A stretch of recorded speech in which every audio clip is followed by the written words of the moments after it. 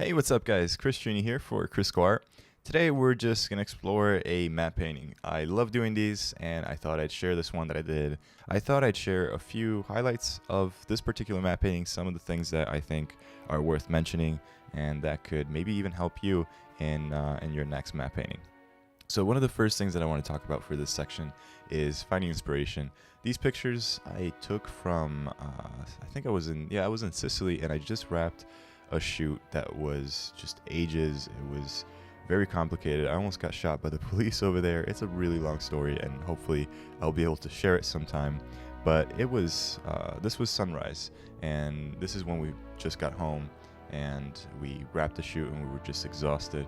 So I just looked out the window, and I saw this weird light and these electric poles in the distance here in the farm that I was in Sicily, and I wanted to capture it for the light, and none of that made it into the final matte painting. I just kind of used the silhouette portion, but still, it's you never know where inspiration can come from. You can just sort through your older photos or browse online, and it can come to you that way.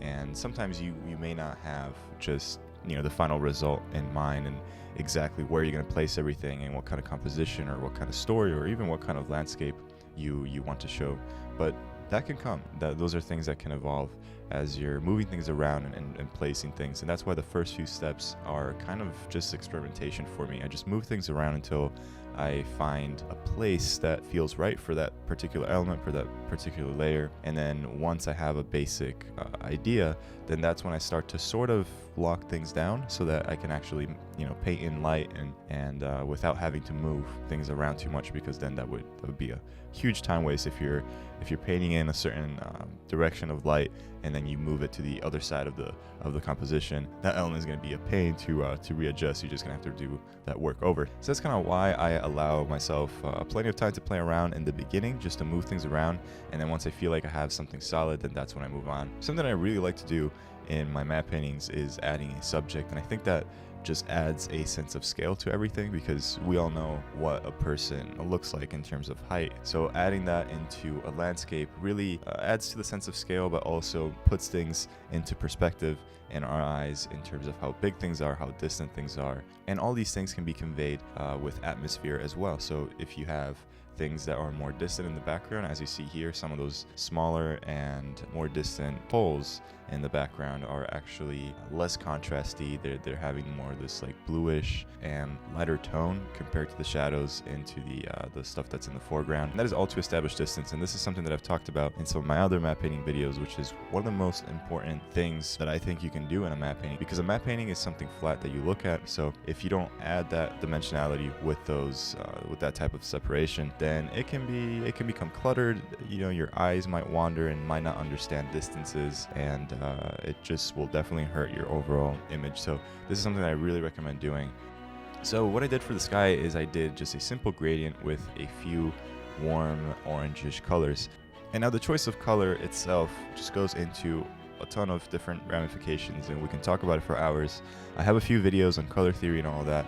Definitely think of the tone that you're trying to establish, and this stage comes in a little bit later on for me, after I've kind of placed things around where I've established my geography. Then when I add light back in and other details, even atmospheric effects, and obviously good grading, that's when I really start to add and fine-tune the tone and the mood of the overall matte painting. And after a few final tweaks, this is the final result that I came up with.